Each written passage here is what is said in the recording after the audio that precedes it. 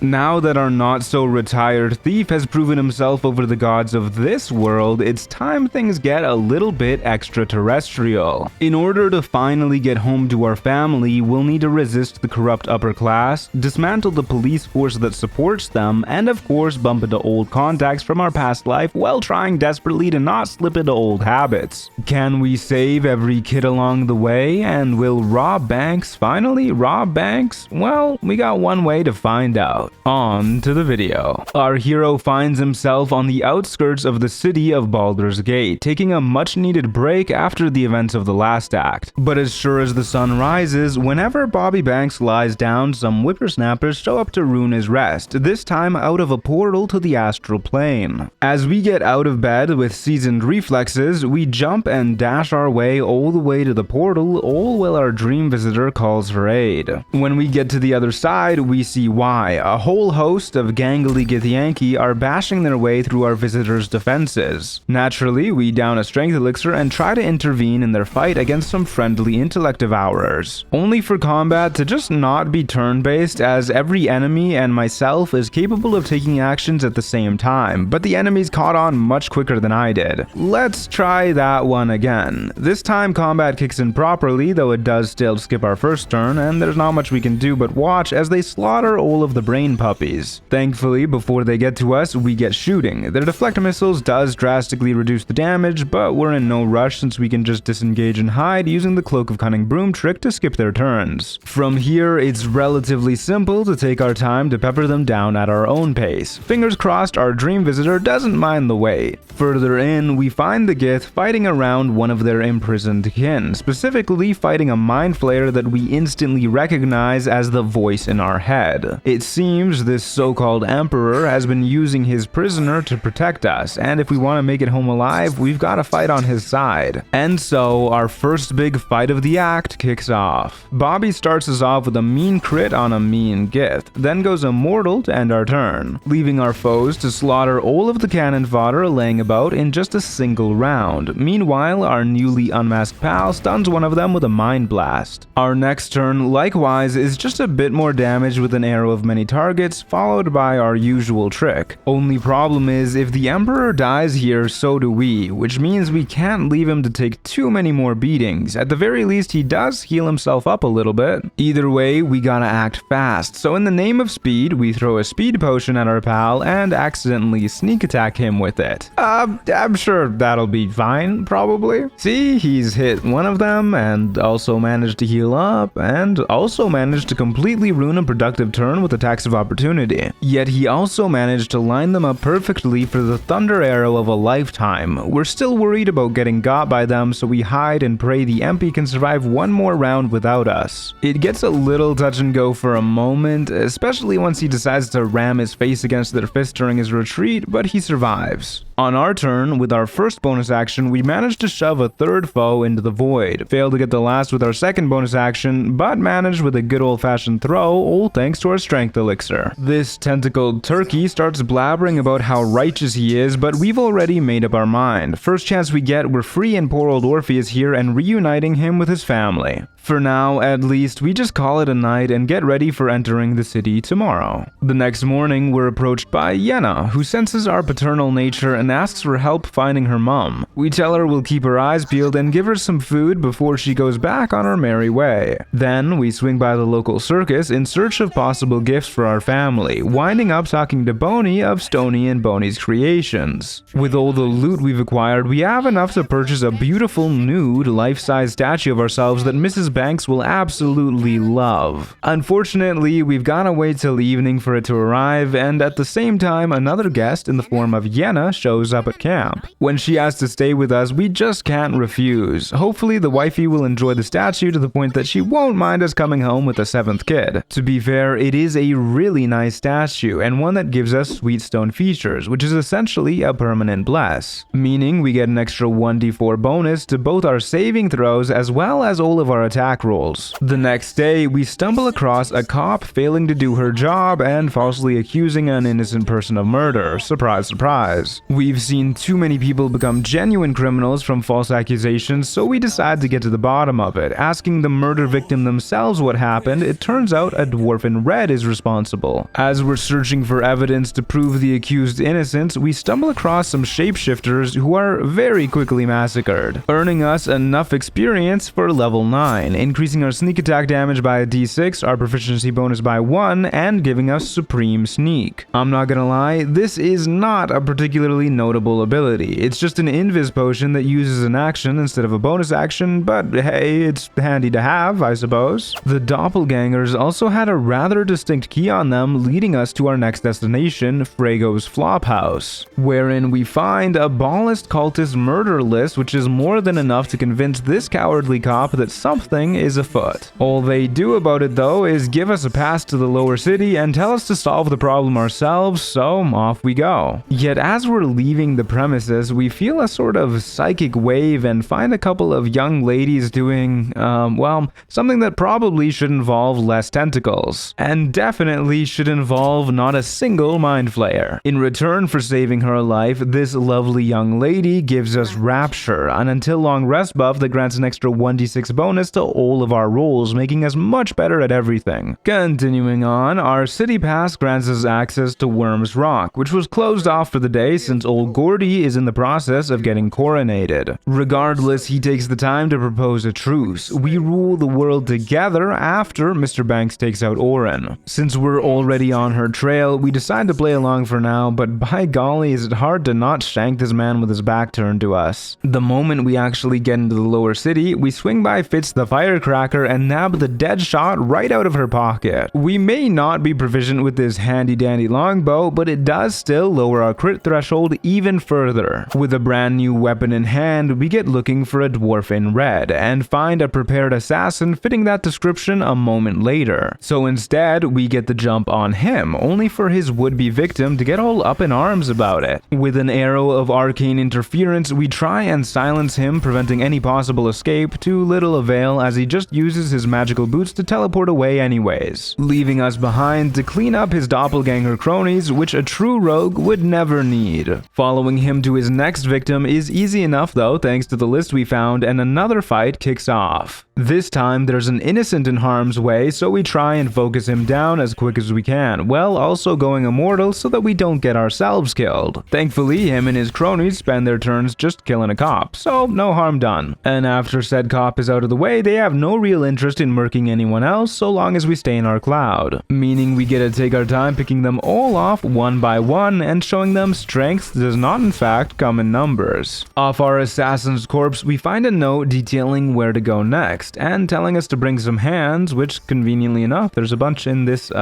handbag. Following this note, it leads us to Saravok Onchev himself, a thought-to-be-dead Bhaalist, and now the leader of the murder tribunal with a hand-collecting hobby. He immediately assumes that we want to become an unholy assassin, and if it gets us closer to Orin, we see no reason to not play along, especially since all we need to do is lie about killing some folks, and then murder a celestial being, which would be a lot worse if that celestial wasn't the very cop that was actively harming innocents while drunk just a couple hours ago. Who knew becoming an unholy assassin would be something to be proud of? Our rewards are access to Orin's innermost sanctum, not a euphemism, and the Bhaalist Armour, which we can purchase from the Echo of Abazigal. This replaces our graceful cloth, meaning our dexterity is back down to 18, but it also grants a boost to initiative and most importantly makes all nearby enemies vulnerable to piercing damage. Obviously, dealing double damage is pretty bananas, and you'll see just how bananas in a few moments. To cleanse our soul of any sins, we try and donate a bunch of gold to the goddess of halflings, but the game literally just doesn't let us, so instead we donate Halsin's clothes. Naturally, the goddess is overjoyed and blesses us with Anointed in Splendor, another perma buff granting a bonus +2 to all of our saving throws. Then we start heading towards Orin and oh my god, Halsin, you really shouldn't be in the sewers dressed like this, man. Just kidding, it's actually Orin in disguise, basically just saying she's kidnapped our darling druid and we'll only set him free if we take out Gortash first. But we've got a plan. We use a cloud giant elixir to make ourselves super strong, then a greater invisibility scroll to sneak up on Baal's Chosen and yeet her into the void. They really should put up some guardrails here. Then we get the drop on the rest of the cultists and start picking them off one by one, which is a little tedious thanks to their sanctuary and ability to turn invisible, but we get it done. And Halsin is saved, well, we get the Netherstone, easy peasy. Alongside Bloodthirst, which replaces our short sword of First Blood. It has a whole laundry list of effects, but the main one for us is expanding our crit range even further, making it super likely. Yet another reward is level 10, granting us all of the usual benefits plus a third feat in the form of an ability improvement, setting our dex back up to 20. Since we're almost heading home, we decide to make ourselves look nice and spiffy with some dye and a haircut to really impress Mrs. Banks. One problem is we had to dip into our savings for that, so it's time for Rob Banks to finally rob banks. The defenses in this place are truly amateurish. It's easy to pluck a bank pass from the head office, lockpick everything in sight, and electrocute the magical circuits to overload some doors. But once we get into the main vault, we find a local thieves guild being run by an ex-hero working with absolutists. Unfortunately, the leader does manage to get away. And we're stuck saving lives. Can't even rob a bank without having to be a hero these days. With our new armor and expanded crit range, it's easier than ever to clean up all these would-be robbers, with many of our hits dealing well over 100 damage in just one stab. Once they're all cleaned up, we track down an old contact, Nine Fingers Keen, who turns out needs help cleaning up the underworld. We're not the biggest fan of dipping our toes back into old habits, but someone needs to restore order before the criminals get really out of hand. Even if Minsk was once a hero, he's nothing at all once we're through with him. In retaliation, his surviving cronies try and attack Nine Fingers Guildhall, which is full of children, and frankly, that won't stand at all. Between the ridiculous amount of troops on our side and our sheer skill with a blade, this attack is easily repelled, and now for sure we are definitely retired. No more criminal activities whatsoever, 100%. Please don't tell the wife. Unfortunately, the local thieves aren't the only ones in trouble, as our old pal Volothamp has also managed to get himself lynched by some cultists. A water bottle is all it takes to put out the fire threatening to blow him up, and from there it's another fight that's easier done than said to take them out. At this point we could do it with our eyes closed. Of course, our old pal decides the big city might be a little too dangerous for him and crashes at our camp instead. With all of this stuff happening, it's clear we're slipping back into old habits, so we decide to get some therapy to be the best version of ourselves for our family. It's a little impersonal as far as therapy goes, and she does finish off by saying she thinks we're a rage-induced monster, which really gets my blood boiling.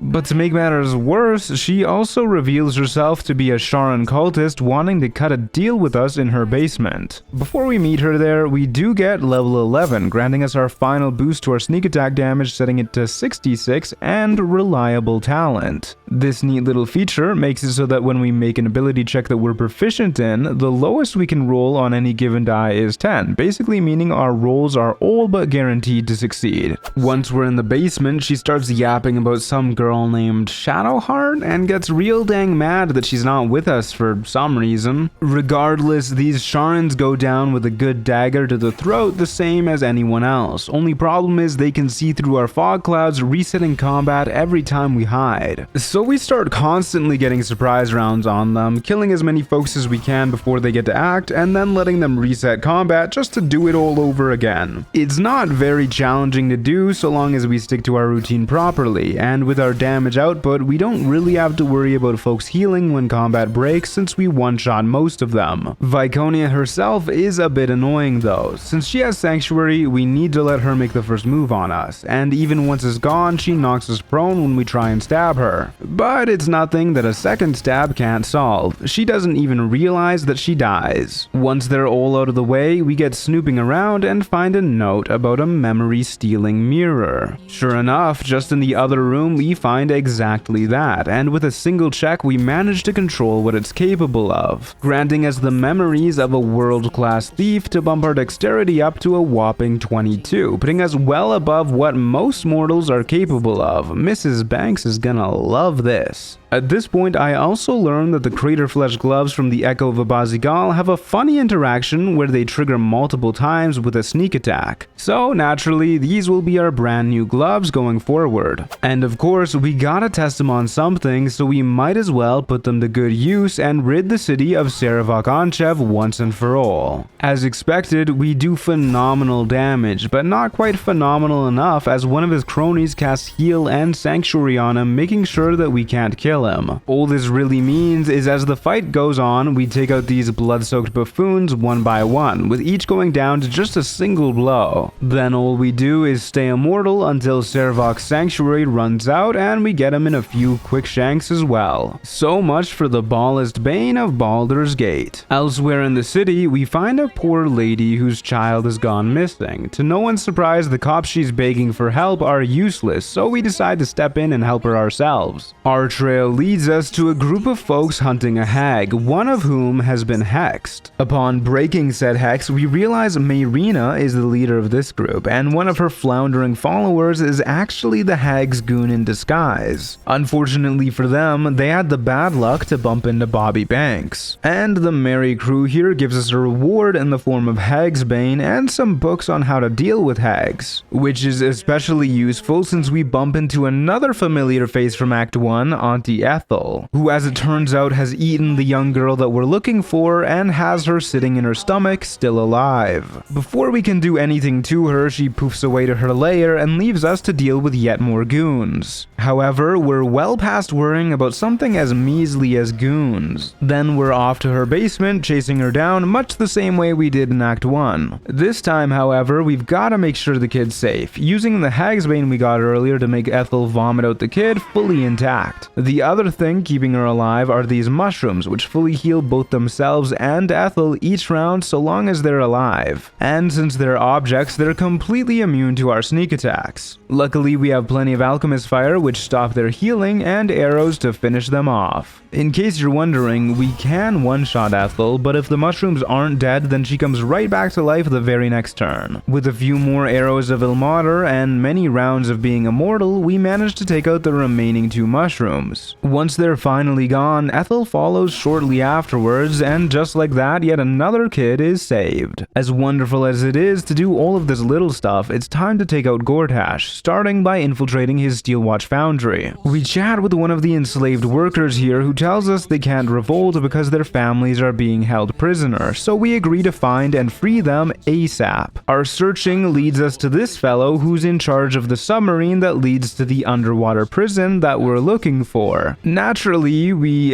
convince him to lend us the submarine, since nothing will prevent us from reuniting families. Not even Gortash's threats to blow up the Iron Throne with all the people still inside. All that means is we're on a time limit. So before we head inside, we pre-dash as much as we can with all the movement speed boosting gear we can gather to start off with 66 meters of move speed. A couple more dashes gets us to 84 meters, and this only gets further boosted by speed potions and Terrazul, letting us run around on our first turn, freeing quite a good deal of people. Unfortunately, the Sahuagin guards start picking off some of them before they can get to safety, but on our next turn we manage to free all the remaining prisoners, including the Grand Duke Ravengard. Sure enough, most of the prisoners here manage to get to safety during their mad dash to freedom over the next couple turns, with relatively few losses. And though we're not proud of the lives we left behind, we try and keep our chin up knowing we at least did some good today. Since there's no more hostages to save, it's time to start a revolution at the foundry. There is a big problem though, cause as we're breaking in and blowing up the Steel Watchers outside, all of a sudden this huffy housewife shows up to tell us that we're trespassing. She is completely unintimidated as well, just staring us down, telling us we can't be here, but thankfully she doesn't evict us, so we can continue on. And now it's time to start a revolution at the foundry. We're able to rather easily one-shot most folks we target, but when the Gondians bring the guards down to half health, they start a timer that will blow up all of the slaves, meaning we have to waste a turn misty-stepping over and disarming the bomb ourselves, which of course leads to more Gondians dying the old-fashioned way. Even when we use an arrow of many targets to kill a bunch of enemies, enemies, they still just drop more motivators that need to be disarmed, forcing us to use Terrazul, which is basically a speed potion that requires no bonus action to disarm them. It feels largely like an exercise in futility, as we do all we can to kill the enemies as fast as possible, and all the Gondians here still manage to get themselves killed. Well, at least they died fighting for their loved ones. I know we'd want the same if it came down to it. This does mean that we've got to use Speak with Dead to find out how to blow up the foundry from poor old Xander Tubin here. Then we head into the basement and do our best to try and intervene in the slaughter going down here too. Try as we might, the Gondians are way outnumbered compared to the ones upstairs and die in much more brutal ways as well before we can do anything to save them. Their souls at least may rest easy knowing Rob Banks was here to avenge them lickety-split, ensuring their deaths were not in vain. And the enemies may rest easy knowing they were enough to get us to level 12, granting our final feat in the form of Savage Attacker. As mentioned previously, I would have loved to have taken this earlier, but at the time it didn't work with Sneak Attack, but now it does, letting us roll each die twice and take the higher result, increasing our average damage by an absolute butt ton since we roll so many dice. All that's left here is the final room wherein waits the Steelwatcher Titan, Gordhash's magnum opus. Still, even this magnum opus and its bodyguards can't do anything to a really sneaky little guy that goes around first blowing up all the Hellfire Watchers, and then whipping out the old screwdriver and dismantling the Titan bit by bit until it's eventually convinced to just blow itself up and make this easier for everyone involved. Thankfully, the foundry itself is just as easy to dismantle following the late Mr. Tubin's directions, followed by fleeing for our lives. Good riddance. Unfortunately, our only real reward for this is congratulations from Wulbren Bongle, which feels more like a punishment than anything else. Now at last it's time to assassinate Gordy, finally using Minor Illusion to try and distract him, only for it to just not work. Oh well, we'll just start this fight the old-fashioned way. It's a bit chaotic at first with bombs flying everywhere, and while we don't have to fear the bombs hurting us thanks to evasion, they do blow away our fog cloud, letting our foes reset combat by searching for us. All that means is we gotta be careful where we end our turn, but for now we get back into it by blowing up Gordy's force curtain that makes him tankier. Once that's done, it's super easy to take out the big man, even through him getting blessed by his deity. And after he falls, you really can't expect his Banist bullies to last long either, granting us access to our third and final Netherstone alongside the Emperor showing up to tell us exactly where we can find the Elder Brain. However, there's still one more thing we need to do before that, starting with breaking into the local Diabolist's bedroom and stealing everything remotely devilish that isn't nailed down. After a bit of floundering about with the ritual circle on the floor, we managed to make a portal to the 9 Hells, specifically to Raphael's House of Hope, where we're greeted by the titular Hope. From her, we learn a few things, mainly that she's imprisoned and needs us to steal the Orphic Hammer in Rafi's collection to break her out. On our way to the hammer though, we notice a locked room, and that just can't stand, so we sneak around the outside and jump our way into it from the balcony. Laying in bed here is a devil who looks suspiciously like Raphael. Unfortunately, we can't actually stab him in bed since, well, the bed's just a little too tall for us to reach him. So we settle for waking him up with an arrow and then a couple quick shanks while he's still surprised. He does call for reinforcements before we can take him out completely, which is a bit of a pain, especially since these reinforcements can see through our cloud and therefore break initiative. That means we just fall into a very similar routine as what we did at the House of Grief, and before you know it, all of the imps are piles of blood on the ground, and Harlep here is left isolated. With no one to peer into our cloud, he goes down in a moment as well. From his corpse, we grab a key to the nearby safe, and would you look at that, manage to find the password to retrieve the Orphic Hammer in the next room over. When we're in the archives, we shank the archivist, pop open the barrier around the hammer with our newly found password, and get ready to rip and tear our way through the entire House of Hope. The Hellspheres are a little bit annoying, but other than that, most of the depraved denizens go down without a contest. During our rampage, we also find a contract Raphael made with one of the Tiefling kids, which naturally we take, but this just adds fuel to our slaughter. And soon after, we find our way to Hope's prison, where we get shanking some guards just like the good old days. Similar to upstairs, the the imps here are able to break initiative by searching for us, but even when enemies full heal, we're more than capable of bursting down even the tanky spectators. Even Raphael's best get folded like a lawn chair at one of Bobby Banks's many barbecues. A couple of whacks from our brand new hammer is enough to free Hope as well. With her in tow, we get heading towards the exit. In preparation for a fight, we turn Hope invisible, as well as use a protection from evil and good scroll on ourselves. Sure enough, as we're about to leave, the petulant princeling of hell rolls up, alongside this lady who happens to be Hope's sister and our old self-healing nemesis, Yurgir. In case we still had any reservations about hurting Raphael, he's kind enough to mention that he dislikes children, and so a long-awaited combat kicks off. To start, we go up to Yurgir to shank him real good, but I forgot to turn off dual wielding when we unequipped the hammer, meaning we have to take TLoZ for an extra action so we can use a concentrationless fog cloud from the Hammergrim Mist Amulet to hide in, since Yurgir can't find us in here. As expected, the enemies flounder about as they can't even search for us, leaving Mr. Banks in the perfect spot to finish off Yurgir again, as well as another enemy thanks to TLoZ. Then we're back in the cloud to sleep off the TLoZ jitters. When we're in tip-top shape, we start working away at the big boss man himself. He desperately tries to fuel his healing with souls of the damned, as well as conjures up more damned souls to fight on his behalf. But the only wicked soul he should be worrying about is Robert Banks, who's absolutely relentless with his barrage of stabs. Until, as easy as pie, our penultimate major foe is down for the count, leaving behind all of his foolish fiends for us to finish off one by one, saving Karilla for last, who we knock unconscious, since even if they're helping a devil torture you for all eternity, family is still family. It seems Hope agrees with us in this regard, though even Robert's world-renowned patience might not be so forgiving with Karilla if he were in Hope's shoes instead. But hey, even a dog as old as us still has things to learn about family, and with this reminder, we just can't wait to get back to ours. And along our way to the Nether Brain, it's kind enough to give us an excuse to rinse off all the blood before we meet our wife. Then at last, we track it down and pull out our handy-dandy nether stones, but oh man, is it just me, or is this bigger than last time? Larger or not, it's definitely stronger, capable even of dragging us into its psyche, where one by one, our attempts to try and control it with the stones completely fail. As it turns out, this was all according to its plan, since the stones that were made to control it, don't do that anymore. Yeah, before we can get God for good, the Emperor shows up at just the last moment to save us and take us away to his astral bachelor pad. Problem is, while we're figuring out our next move, the Nether Brain has very quickly started to destroy the whole city.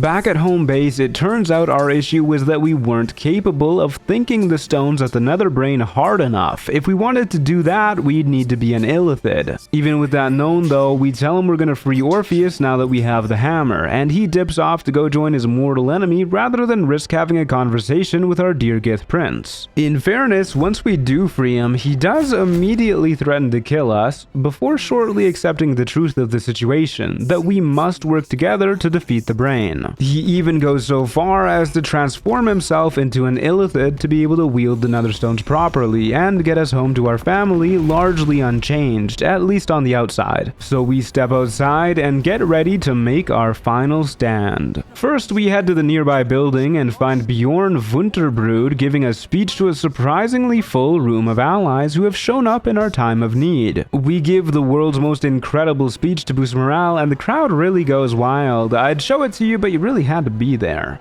Well said. Finally, we step out and get heading towards the brain, only to watch the world's bravest guard with the most handsome name get deleted right before our eyes. Matthew shall be avenged as we break into the nearby sewers, hoping to avoid the large portion of the army. Instead, finding a powerful strike team just hanging out down here, hunting the rats, I guess. It's all-out war down here as we summon our allies, who immediately get work blowing things up, while our enemies take a note from their playbook and start doing likewise. As As the enemy's numbers dwindle, ours only increase, and having a powerful mind flayer on our side certainly doesn't hurt either. A few more bombs fired into the enemy ranks thins them down further, a black hole eliminates all but a few of them, and a well-placed arrow is just what we need to clean up the sewers. Soon after, we pop our heads out and sneak over closer to the brain, only for a nautiloid to start raining down fire on poor old Orpheus. Luckily, our marvelous mind flayer can simply levitate up to the very top, taking us with him. From here, we prep with some heroism elixirs and get it climbing all the way up the brainstalk. God knows why we can't levitate up this too. Once we get to the top, look who should show up but our old friend the Emperor, thinking riding a dragon makes him look cool, and no, I'm not at all jealous, don't ask. Either way, the final fight kicks off at long last, starting with Orpheus using a dimension door scroll to whisk the both of us to the crown of Karsus, whereupon Bobby uses a speed pot to shank the closest illithid. Then we use a featherfall scroll to bait out counterspells before dropping a globe of invulnerability to keep both of our heroes safe and sound, letting our tentacled friend start channeling the netherstones. Enemy after enemy tries to stop us from finishing our channeling, but we are unbreakable, tanking through stun after stun until it gets back to Orpheus and we open up a portal to the brain's psyche. When we're both inside, Orpheus uses Fierce Perilous Stakes to expand our crit range and give us extra psychic damage on our stabs. So when we do stab the brain, it starts shredding through its gray matter for hundreds of damage at a time. It does get to live till next turn, but that just means we get even more Fierce Perilous Stakes all stacked up together, allowing us to finally destroy the nether brain once and for all and rid ourselves of the final roadblock in our long journey home. With its psyche weakened, we use the stones to cause the brain to destroy itself alongside all of its servants. While we're at it, putting on a fireworks show for all the kids at home. But all is not well. Orpheus feels he's better off dead than returning to his family in his illithid form. We try to convince him otherwise, but to no avail, and we're left with a hard choice. One that we must make anyways, as we put our hero and our brief friend to rest. How could we refuse his wishes when we'd ask for the same? At the very least, we'll tell his story to our kids at bedtime. Maybe when they're a bit older, though. For now, it's time to hit the road, as Bobby Banks can't help but wonder what delicious home-cooked dinner is waiting for him at home. Thank you so much for watching this story all the way to its end. Bobby Banks was one of my favorite characters to play, and the build was pretty silly too. As always, a very special thanks to our Storyteller tier members, Bunny Warren, Okan Khan, Damon, Mark Rainbow, Vivian, Garrett Sapp, Rat King, Apricot Antlers, Beltfed Joe, Lumina, Chance Hine, Game Life Coaching, El Guardia, Cluck Vader, and Cody Lumi.